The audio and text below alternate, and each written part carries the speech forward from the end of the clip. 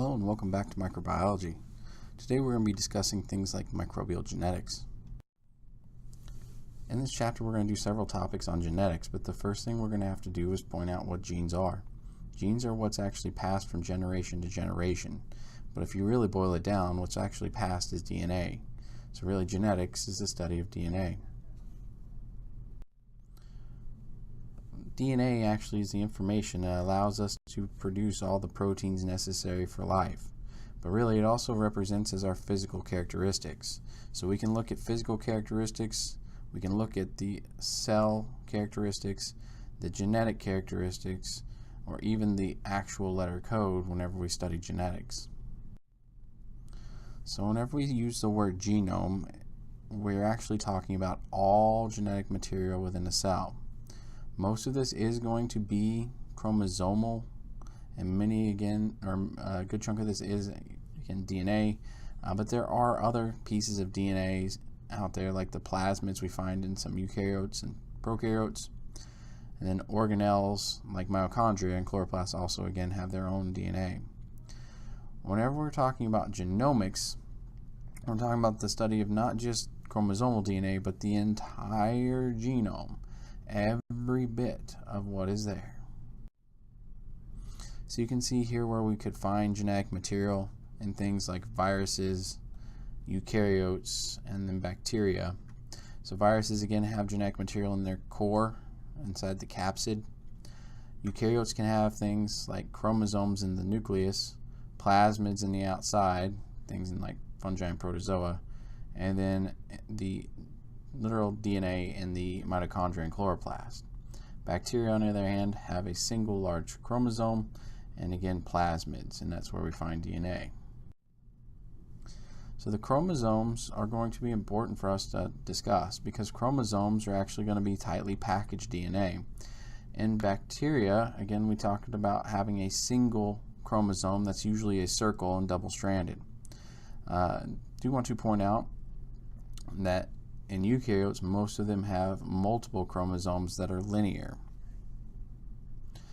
It's also important to note that most of the time we have, again, paired chromosomes in eukaryotes, meaning that we get one chromosome from our mom, one from our dad. Again, they cover the same basic genes, but we often get blending of those features, and that's why we all should be different. So DNA is the information, but really the information is broken into chunks that we call genes. Genes are the basic packets of information necessary to typically make a single protein. In prokaryotes, it's not uncommon to see a gene actually cover more than a single protein, and as a result, again, just in general, you should know that genes equal proteins. We discussed this idea, again, the genes tell us the information necessary to make proteins. So we say the actual information, the code, is called the genotype. But again, a protein will have a physical manifestation, and we call that physical manifestation the phenotype. So whenever we talk about the genome size, there is quite a bit of variation. E. coli, for instance, has 4,000 genes. It's all wound up in, again, a single circular chromosome. But if we were to unwind it and stretch it out, it'd be around 1 millimeter in length. That's actually doesn't sound too big, except for bacteria is around 1 micron in length. So it's really 1,000 times longer than the bacterial cell itself. If we were to do the same thing with humans, we would find that in each cell we have over 6 feet worth of genetic material. And really that information houses 23,000 genes and really across 46 chromosomes. So the first major topic we're going to hit here is the structure of DNA. Whenever we look at this, it's important to understand that the basic structure of DNA is something called a nucleotide. A nucleotide is made of 3 parts: a phosphate, a deoxyribose sugar in the case of DNA. What do you think the sugar is for RNA? The answer is ribose. And then the third part here is a nitrogen base. So every single bit of genetic material has phosphate, sugar, and nitrogen base. But again, in DNA, we have the phosphate and then the deoxyribose sugar. The nitrogen base is actually where the information is housed. The order of the nitrogen bases tell us what protein to make. So really all the phosphate and the sugar do is make a backbone. It's important to note though that at one end of this backbone we should see the phosphate is the highest point. We call this the 5' end, as noted here. At the other end we see that the actual highest point would be the sugar. So we recognize the sugar ending point as being the 3' end. So whenever we look at this strand, again, we have a 5' end here, and we should end way down here in space in a 3' end. I do want to point out the nitrogen bases come really in 4 major forms for DNA, and they're really purines and pyrimidines. So we have adenine and guanine that will always pair with their opposing pyrimidine. So adenine pairs with thymine and guanine pairs with cytosine. So A pairs with T and then G pairs with C. So whenever we actually look at these structures we just discussed, we get a bigger picture. So let's start off with, again, the backbone. The backbone is going to be made of phosphate and sugar. Phosphate, sugar, phosphate, sugar. But notice that means at one end, again, we're going to start with the phosphate, and at the other end we're going to end with the sugar. So again, we called phosphate end 5', sugar end 3'. But again, the information is housed in these nitrogen bases, and these nitrogen bases are always paired to an opposite base. So G's paired to C, and T's paired to A, and C's paired to G. And so the idea is we have an opposite strand. So really DNA is double-stranded, one here and one here, but what's also relevant is notice how they go in opposite directions. So if I start with the 5' here, the other strand is going to be the 3' end. We call that process anti-parallel. Again, having two strands that are going opposite is again anti-parallel. So again, one end would be 5', or one strand would be 5' to 3', and then the other strand would naturally be 3 to 5. And really direction matters for the discussion of replication, because again, since DNA is double-stranded and we want to copy both strands, we end up having a weird situation because DNA polymerase is very particular. The way DNA polymerase works is only in one direction. We can only make new DNA 5' to 3', and as a result we can use one strand as a continuous template, but the other strand has to be made in tiny chunks. We call these tiny chunks the Okazaki fragments. Again, because we can only see so much DNA available on the template strand at any given time. So as the replication fork continues to move up, we get to see small pieces on this lagging strand that we can copy into Okazaki fragments. Again, the leading strand just keeps trucking along right behind the replication fork until again we finish replication. I do want to also point out to you the origin. The origin is where we would start replication. And notice our replication here is bidirectional, meaning we'll replicate up but also replicate down. So let's discuss some enzymes before we go much further. In order to do this effectively, you kind of need to know many of these enzymes. Things like helicase that unzips the DNA, primase that adds a primer, DNA polymerase. There are two different types, polymerase 3 and polymerase 1. DNA polymerase 3 is the one that does the bulk addition of nucleotides. DNA polymerase 1, on the other hand, is going to be doing the replacing and repairing of damaged DNA. And so the idea here is DNA polymerase 3 does most of the additions. DNA polymerase 1 cleans up any messes that are there. We also have DNA ligase. DNA ligase sticks DNA to DNA. So it really puts pieces of DNA together. Topoisomerases, I don't really care you know so much. Just understand that they're going to do a job of typically unpackaging DNA. So let's talk about semi-conservative replication, and then hopefully we can bring the whole story together in just a minute. So with semi-conservative replication, each daughter strand should be the opposite of the parent strand they're made from. And the daughter strands will be completely new, but they're again paired with an original or parent strand, which means really we're just, with each new strand, we only have half of the DNA being truly new. And that way we can decrease the likelihood of mutational error. Again, if the original strand is a correct strand, the new strand should be the opposite of it, or mirror it. And so if there are any deviations from being the opposite of the original, we can fix that because we have a template. So let's talk about DNA polymerase III and some of the problems with it. DNA polymerase III is very, very particular. It's what's used to make the new daughter strand, but it can only make or add nucleotides in the 5' to 3' direction, which again creates that situation we saw where we had a replication fork that was moving, but we had two different setups for the replication of the DNA. One strand was made continuously because it was in the right orientation. The other one was made in small chunks because it was in the wrong orientation. The other big thing to point out here is DNA polymerase can't just bind to DNA. It needs something to stick to first. And that thing it needs to stick to is called a primer. But primers are going to be made of RNA. And as a result, we're going to have to literally take and put RNA on our DNA and then start copying the DNA with DNA polymerase III. But then DNA polymerase I later comes in and replaces that primer. We also discussed earlier the replication fork. This is the point where we're going to break the double helix with, again, the enzyme helicase. Naturally, before we can actually add any nucleotides, though, we have to have that primer made of RNA attached. That way DNA polymerase III can attach. And we get the leading and lagging strands based off the orientation of the template or original or parent strand. So the idea is the leading strand can be made continuously as it follows along behind the replication fork.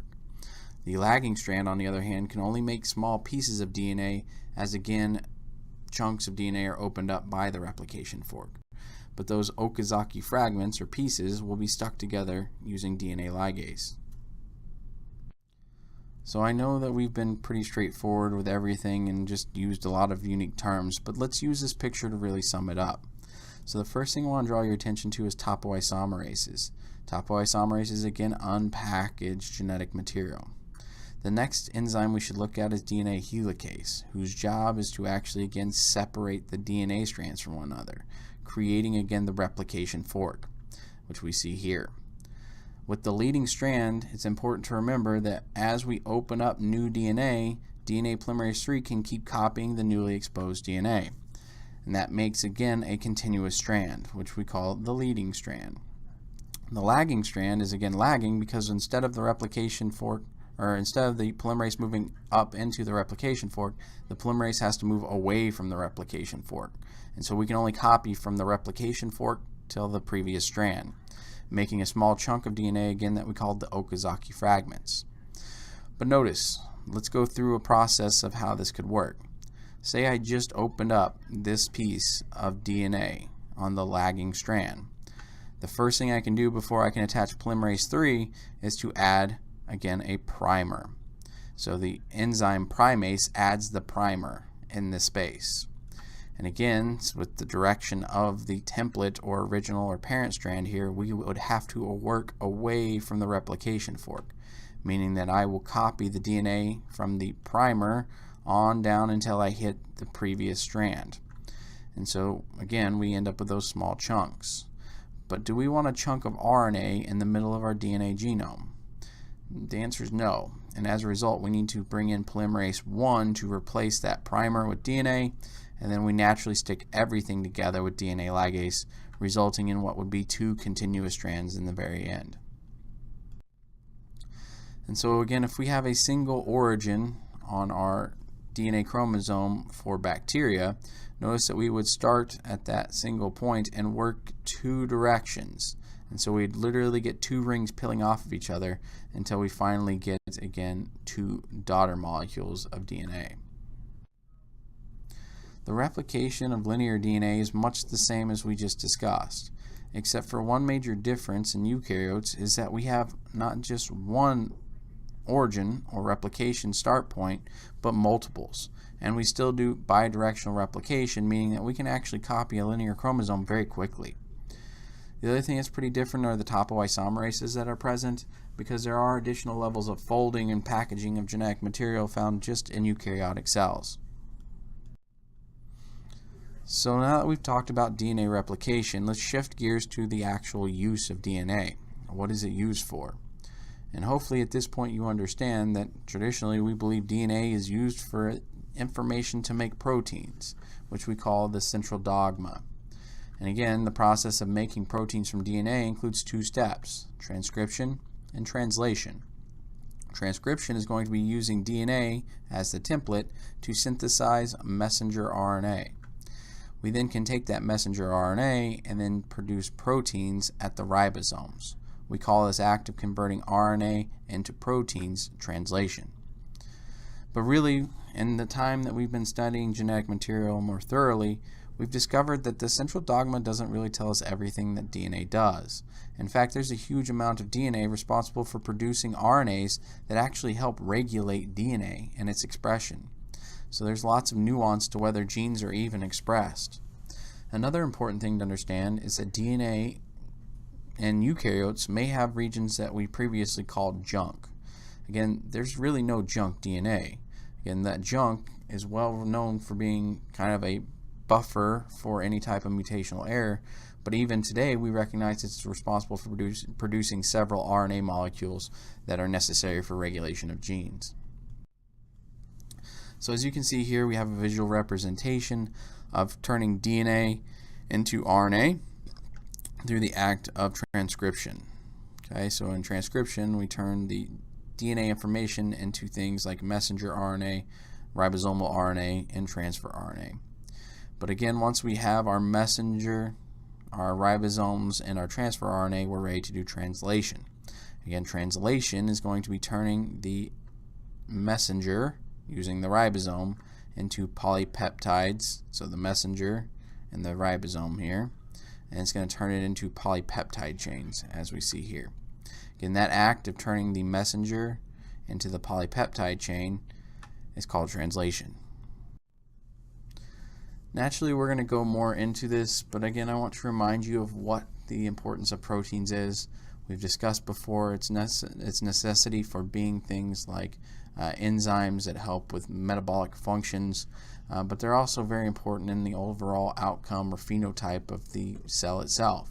So there is an extensive new area of study that we've seen a lot of growth in something called proteomics, which is really trying to understand what do the proteins do. So genomics was studying the DNA, proteomics is studying the proteins that are made from the DNA. So really all DNA is a blueprint that gives us functional products later called proteins. So the act of transcription and translation again requires us to do two conversions.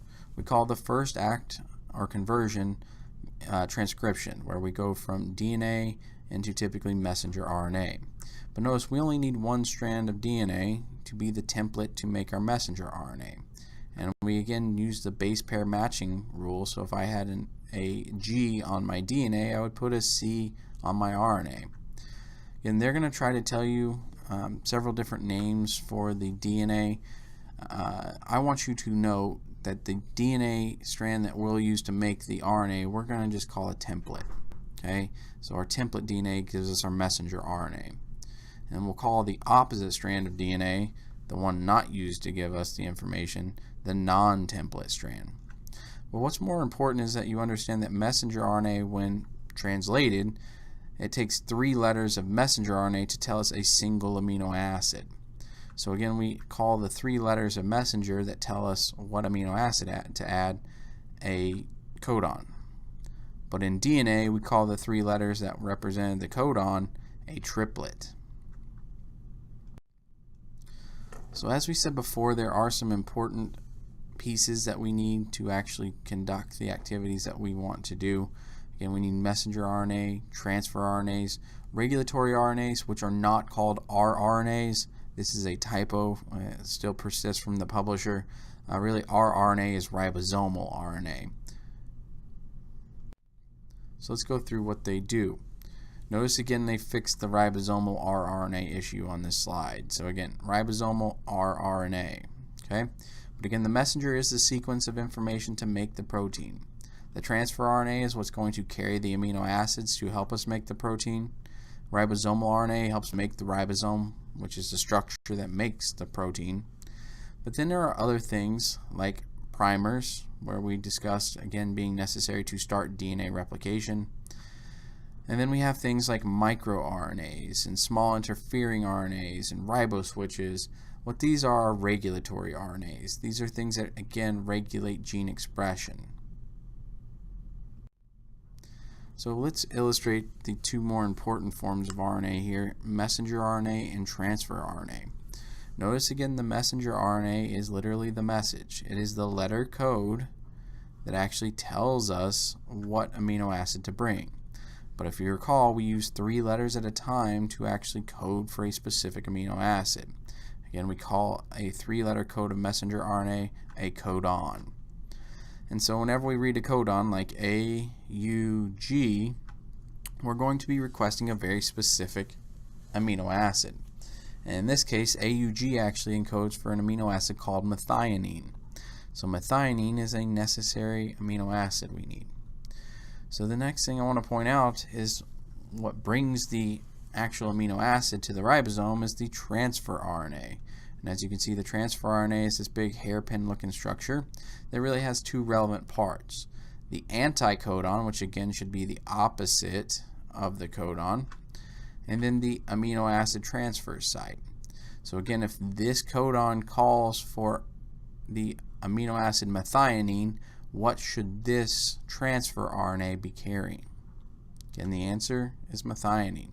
So the way we double check it is we line up the anticodon to the codon to make sure, again, this is the right amino acid to be added. So RNAs are necessary for the production of proteins, but they're a short-term copy. So we don't invest as much energy into producing them as we do DNA. And so there are 2 major differences between DNA and RNA in our situation here. Again, DNA is going to be using the sugar deoxyribose, but instead in RNA we're going to just be using the ribose sugar. It's cheaper and still works.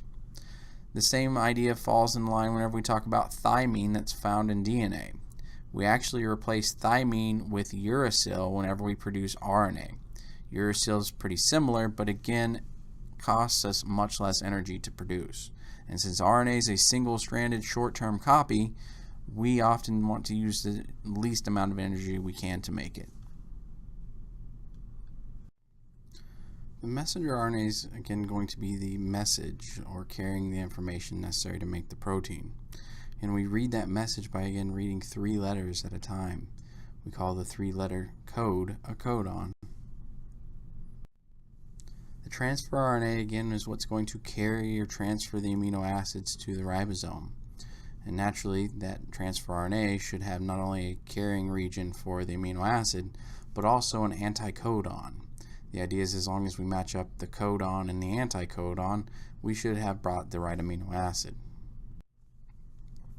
Our RNA again helps make us the ribosome. And the ribosome is a very complex structure that allows us for that interaction between the transfer RNA and the messenger RNA. So here's the example of everything required to do, again, translation. Notice we have our messenger RNA. It is bound basically as part of the ribosome proper, which would be large subunit and small subunit. But really, again, we read 3 letters at a time and actually bring in the appropriate transfer RNA carrying the appropriate amino acid. So let's do a recap or summary of everything we've done with transcription and translation. But let's start our process off with transcription. Whenever we talk about making any DNA or RNA, we need to use a polymerase. But since we're making messenger RNA, we need an RNA polymerase. And so the idea is we're going to use a template strand of DNA to actually make the opposing strand of RNA. And so we can see this process happening here. So again, the RNA polymerase started or attached way back here, but then is being used as we move forward at this replication fork to do transcription elongation. And then eventually, as we come closer to the end, we hit a stop point or termination. So as RNA polymerase pulls past, again, the stop point, we stop making our messenger RNA. So whenever we talk about, again, translation, it's important to understand that there are some basic rules. Again, we need to read the messenger RNA in groups of 3. We call those groups of 3 the codon, which tells us which amino acid to add. But I would never expect you to be able to figure out which amino acid it is from nothing. So whenever I ask you to do this, like on the exam, I will always give you a codon chart just like this. So all you really have to know is how to use this. So let's point out how this works. Notice on the left side we have the first base position. On the second side we have this, or on the upper side we have the second base position. And on the right side we have the third base position. So say our 3-letter code is actually UUG. So I look up the first letter, U, look up the second letter, U, so somewhere in this box I need to find the G. So UUG is actually the codon for leucine. So let's do another one. What would be the 3-letter, or what would be the amino acid for the 3 letters A, C? So again, A, C, asparagine. So again, use the 3 letters to tell you which amino acid to be added. We will again do this, and you should definitely look over the attached assignments in the module that can help you practice this, because this will be on the test. Those assignments aren't worth points, but they again are going to help you practice for the exam where this will happen. Some interesting things actually happen whenever we look at the genetic code in that codon chart. And often you'll find that many times there are multiple letter combinations that account for the same amino acid. And that's really something called redundancy. And so the idea is if we make a mutational error or mistake, the likelihood it affects the actual outcome is much lower. The other important thing to note is something called wobble, or really the first 2 nucleotides in many cases is all we need to determine which amino acid to add. Whenever it comes to that 3rd letter, it doesn't really change many things. So naturally, if we mess up the 3rd letter through mutation, it doesn't actually change the amino acid added. Look back at the table before and see if you can recognize these things. So here's a nice visual summary of, again, the whole process. So again, DNA triplets are turned into messenger RNA codons, and then we read the messenger RNA codons and match it with our transfer RNA anticodons, which are carrying the amino acid that is added to the chain. So again, every 3 letters of DNA codes for 3 letters of RNA that again match the transfer RNA that carry the amino acid. So translation is again the thing we're going to spend a little more time discussing here. Again, we need messenger RNA, we need transfer RNA, we need amino acids and ribosomes, and we're going to follow really the same 3 steps we did with transcription: initiation, elongation, and termination. There's a lot of detail to this that I don't need you to know. What I really need you to take home at the end of the day is that for every 3 letters of the messenger, that codes for 1 single amino acid, which is carried by a transfer RNA and attached to the polypeptide chain that grows from the ribosome. So by the time we're late in this game, notice a bunch of the messenger RNA has pulled through, but we've also put on several different amino acids to make the polypeptide chain. Whenever we talk about what the messenger looks like, again, we will always have a start codon, and that start codon will always be AUG. But the amino acid that AUG encodes for is something called methionine. So every single protein starts with methionine. There are multiple stop codons, UAA, UAG, or UGA, These things again represent that we're done making the polypeptide and we're ready to release it for folding. So again, once we've finished making the polypeptide, we need to finish folding it. And so one of the first actions to promote folding is the post-translational modification, where we clip off the methionine. Again, methionine starts every protein, but is typically not necessary for the protein's function. So by clipping it off, we're ready to start folding the protein. So as you can see here, we have an example of a protein assembly line, because we're not feeding the messenger through just a single ribosome, but multiple ribosomes, making again multiple proteins at the same time. This is a real thing that happens as visualized here using an electron microscope. So eukaryotic transcription and translation is very similar to what we just discussed, but there are some differences. So one of the first things I want to point out is there are co-translational translations that happen only in bacteria and archaea, but not eukaryotes. Another difference is quite minor, but in eukaryotes, AUG is for methionine. In prokaryotes, AUG codes for F-methionine or formal methionine. Again, the difference isn't important enough for us in this class, so just know AUG codes for methionine. And the last thing is every single messenger RNA that is produced in eukaryotes codes for one single protein, while in many bacterial situations you'll make a messenger that codes for several different proteins, meaning it contains multiple genes. So let's show you why each eukaryote only encodes for one gene. And it's because really in eukaryotes a major difference is we have stuff called the introns. Introns in the past we called junk DNA, and we said it really didn't do anything. But really what we say today is introns are non-coding regions, meaning that they're not responsible for making the proteins. And so what we have to do is we copy all the exons and introns to make our messenger. But once we've made our messenger RNA, we do post-transcriptional modification and remove any introns, sticking only the exons together, producing a what is now template for the messenger or for the polypeptide chain to be made from. So again, we copy the DNA into messenger RNA, we modify the messenger by cutting out the introns, and then we use the remaining exons to make our polypeptide.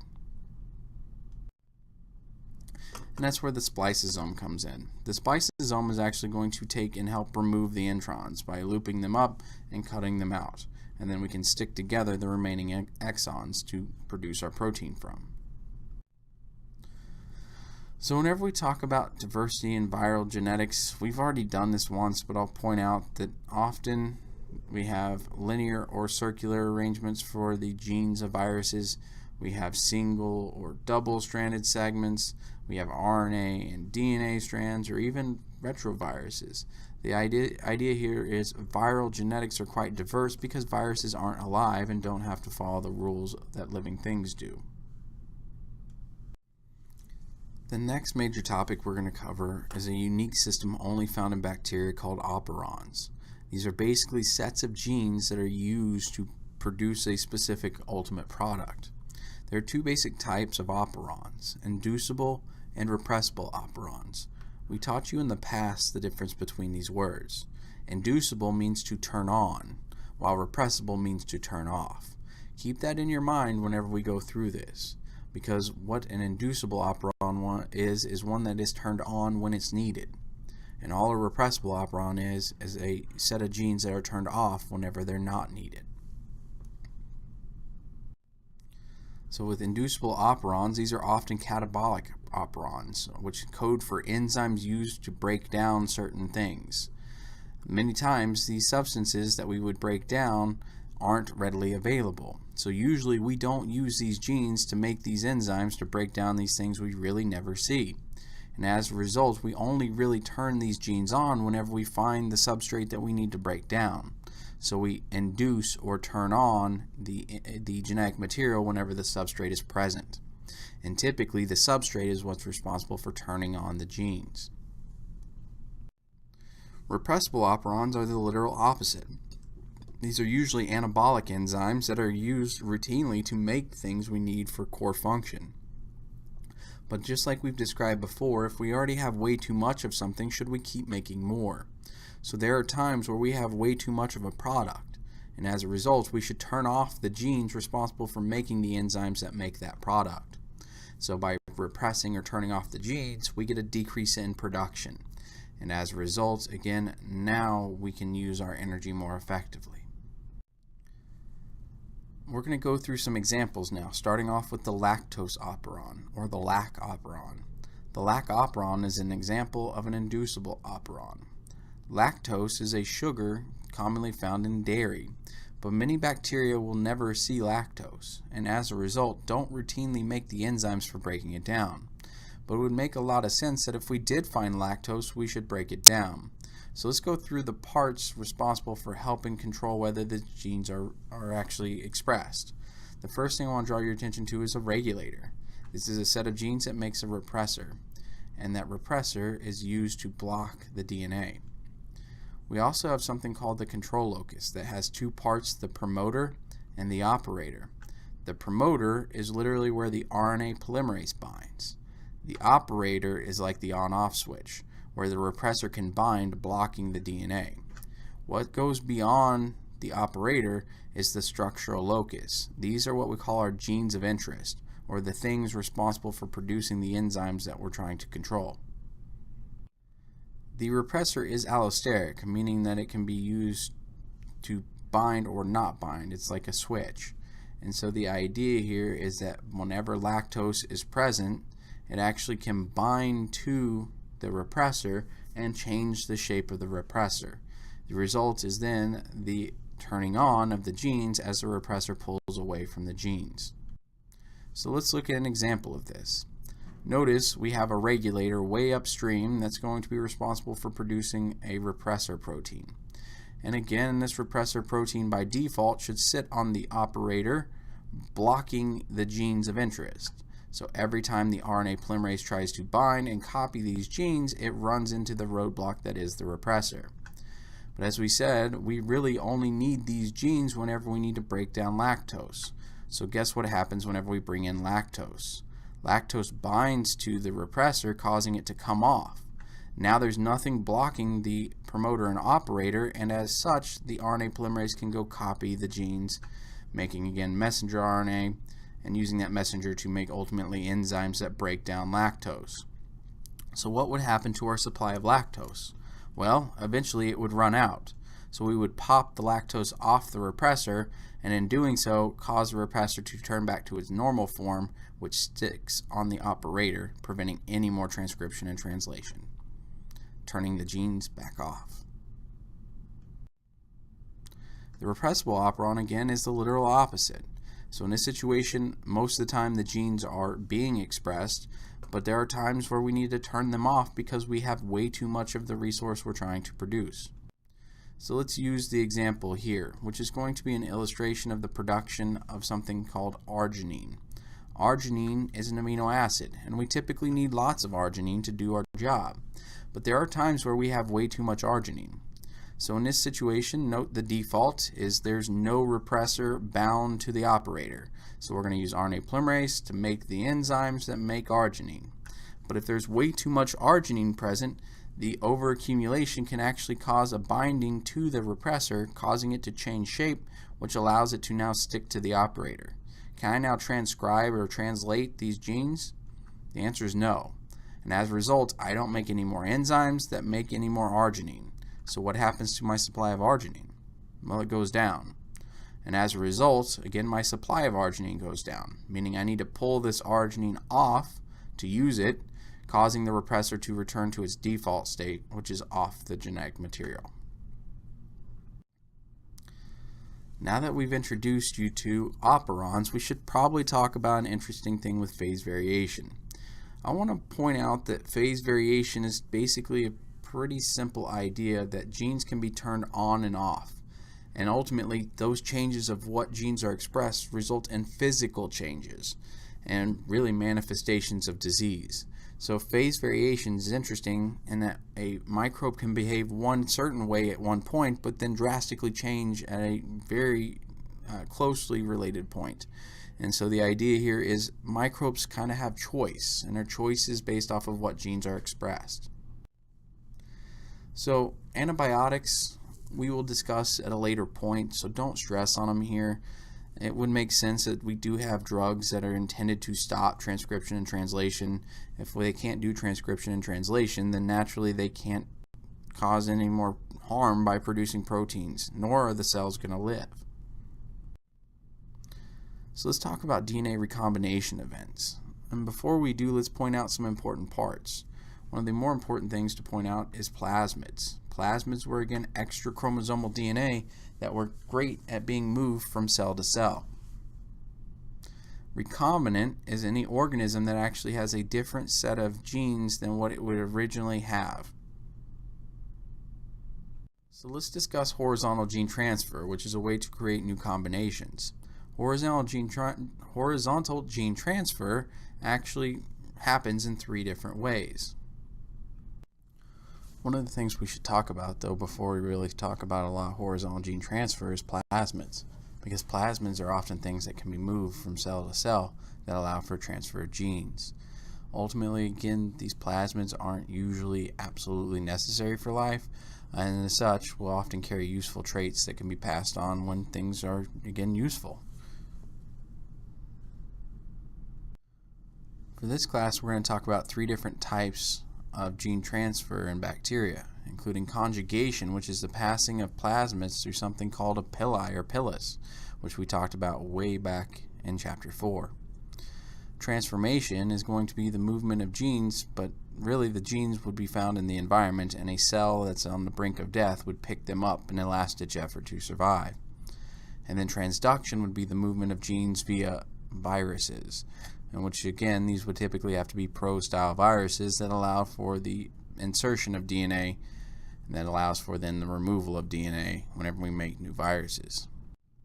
So let's go through conjugation. Again, they're going to say sex, but I don't like that term because again sex illustrates a production of a hybrid offspring. In this case, again, conjugation is going to make 2 different bacteria more similar to one another by transferring plasmids through a structure called a pili. So again, they're going to do the whole F plus, F minus stuff. Don't worry about it. What I want you to understand is that we can actually take genetic information like plasmids, copy it, and then pass a copy over to the neighboring cell, now making both cells more similar to one another. Really, where this becomes problematic is in things like resistance plasmids that can be passed from one cell to another, allowing for the passing of antibiotic resistance. This happens a lot in conjugation because cells recognize a need for it and then can offer again assistance to other cells to make them also survive. So where this can go wrong is whenever one cell has resistance and can pass it to another cell, we see this mass passing of resistance, allowing for individuals that are not responding to antibiotics anymore. In transformation, again, we need a donor that actually typically dies, and as a result, its genetic information can be found readily in the environment. But again, the cell that's going to pick up the genetic information has to be what we call competent, which really means that they have holes in their membrane that allows for genetic material to move across in large amounts. And we're going to use that DNA and try to express it in a last-ditch effort for survival. So in order to really do transformation, you need to try to kill a cell after it's been made competent, and in which case then the genetic information will be picked up from the environment and expressed in a hopefully opportunity to save the cell. Transformation was really first discovered in the 1920s by Frederick Griffith, and what he did was he was looking at 2 different versions of strep pneumoniae. Strep pneumoniae, as you can imagine, causes strep, but there were 2 different strains he looked at. An encapsulated strain, or one that had a capsule, that he called the smooth strain, and then a strain that lacks a capsule that he actually called a rough strain. Which would be more dangerous to us? The answer would be smooth, because again, encapsulated bacteria can prevent phagocytosis, which means they're more likely to survive and cause infection. So let's look at what he did. he actually purposely introduced the smooth or encapsulated bacteria into a living mouse, and the result was the death of the mouse. If you don't know, upside down mouse is dead mouse, and again, that shows that this bacteria overcame the immune system and killed. But what happens whenever we put the non-encapsulated or rough bacteria in? The mouse survives, and it's because the mouse immune system can actually break down the bacteria, preventing it from causing infection. But what happens no matter what strain whenever we add heat to something? Whenever we kill bacteria, again, it shouldn't cause infection because it can't increase in numbers.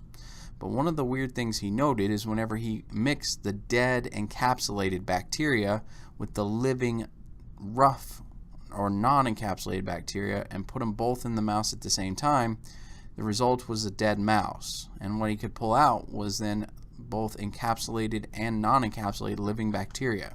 So how did this happen?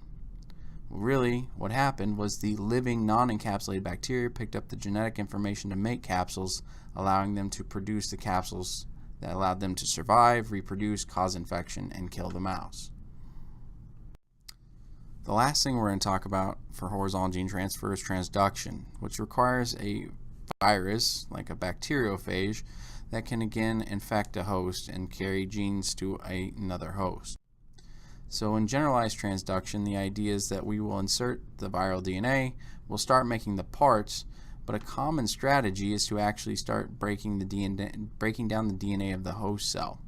And as a result, whenever we start assembling parts, sometimes we accidentally insert into a virus non-viral DNA, in fact DNA from the host. So what happens whenever that virus goes to infect a new cell? Well, it doesn't put in DNA that is viral DNA, it puts in the previous host DNA.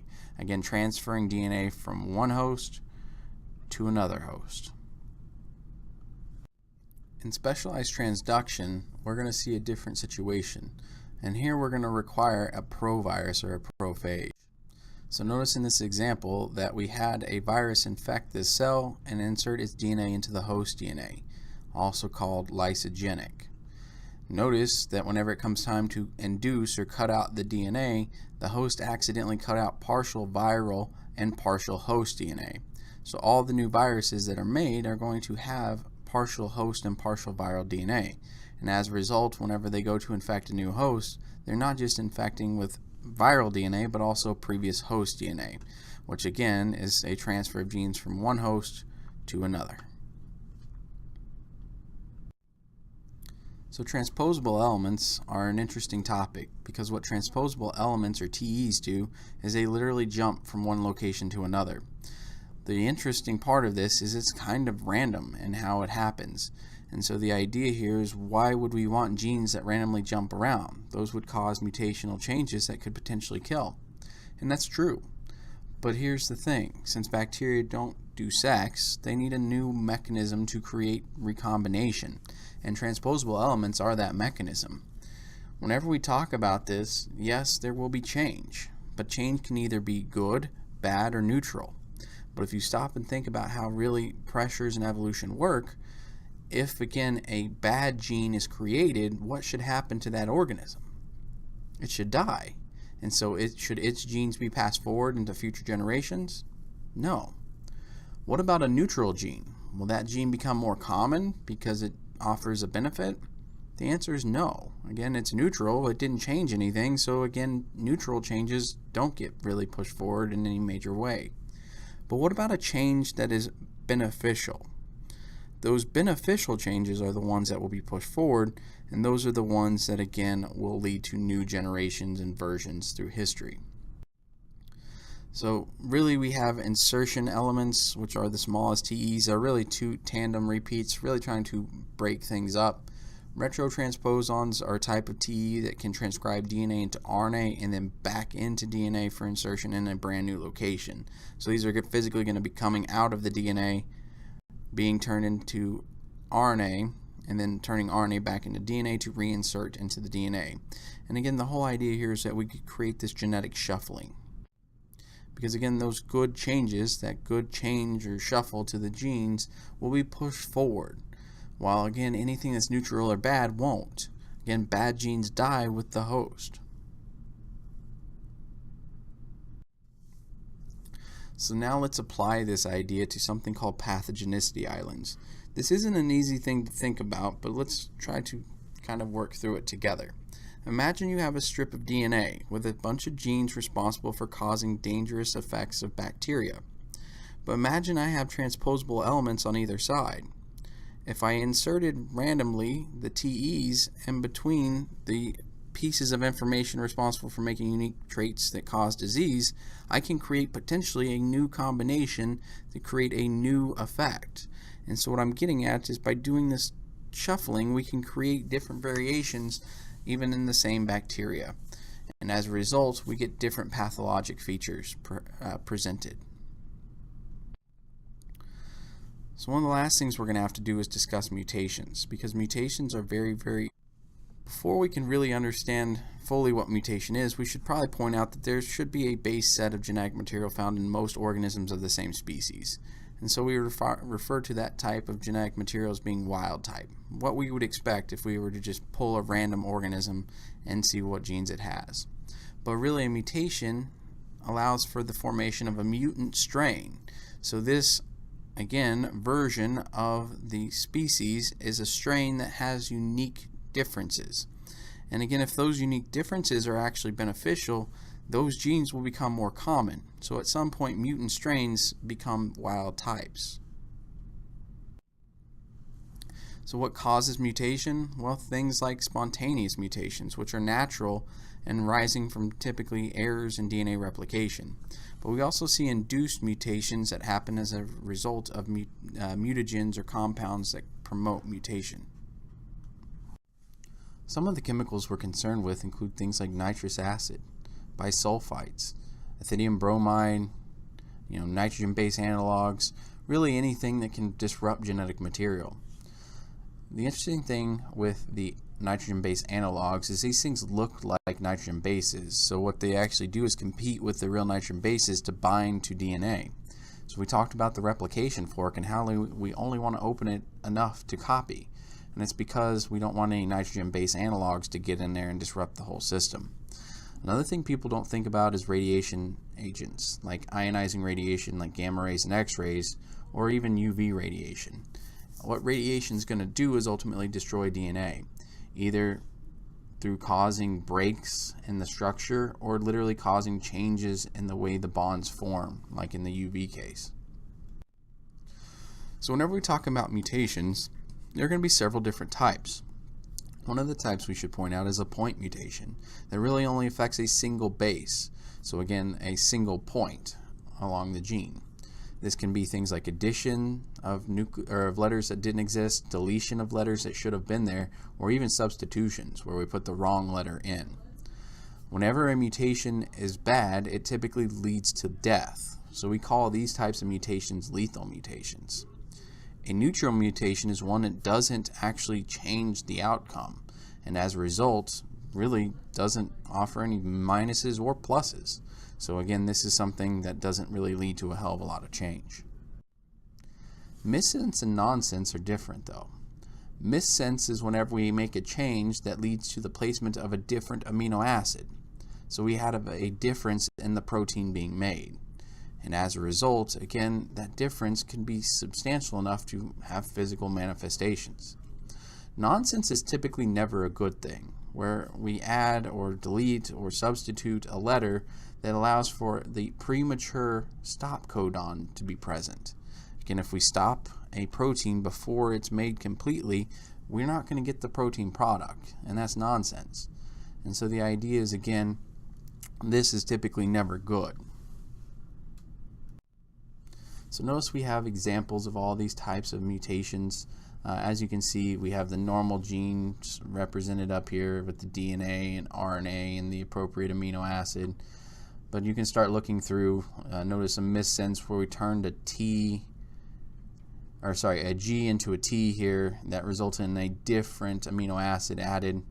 Notice again in this comparison with base substitution where we again replace the G with an A that resulted in a U in the RNA, but notice we still added the same amino acid. So again, that would be silent, meaning there was no actual change to the outcome or the protein.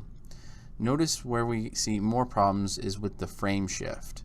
If I add or delete a nucleotide, there is now a different number of letters there, creating a shift in the 3-letter reading window, meaning that every single amino acid from that point on has the potential of being wrong. And as a result, we're not typically making the right protein. So as we said before, silent mutations are going to be ones where there is a change in the letter code, but the outcome of the protein is not at all different. And again, things that buffer this include the redundancy and wobble. Back mutations are interesting because there are times where a gene can be changed or mutated, but then we'll go through mutation again that brings them back to the original composition. And with this, we're concerned with production of vaccines. There are many vaccines that are produced that we genetically modify the thing so that it's no longer dangerous. But if it undergoes a back mutation, it can actually become dangerous again. Frame shifts we illustrated earlier were again very bad because it changed the reading window. By shifting the reading window either left or right, we now get the wrong 3-letter combinations that we would usually have. And as a result, the outcome is not typical. But good news is there are systems to fix mutations, including things like photoactivation. This is repair of things that are damaged by UV light. Excision repair is another situation where we're going to exercise or cut out the bad portion of DNA and replace it with the correct portion. Mismatch repair again allows for the recognition of mismatched bases. Again, we have the base pair rules where A pairs to T and G pairs to C. So if again we get a mismatched pair, we know that we need to fix and replace that. I don't care a lot about the Ames test in terms of how it functions, but I do care that you understand why we do it. We talked about a little bit ago this idea that chemicals can even promote mutation. And so really what the Ames test is doing is trying to detect chemicals with carcinogenic potential, or the ability to create DNA problems or malformations. And so the idea is we again run a control versus a test to see whether or not we see changes based off of the chemical we introduced. So we kind of introduced this back whenever we started mutations, but there's this idea that mutations happen and often are random, but can be again a leading kind of changing force for evolution.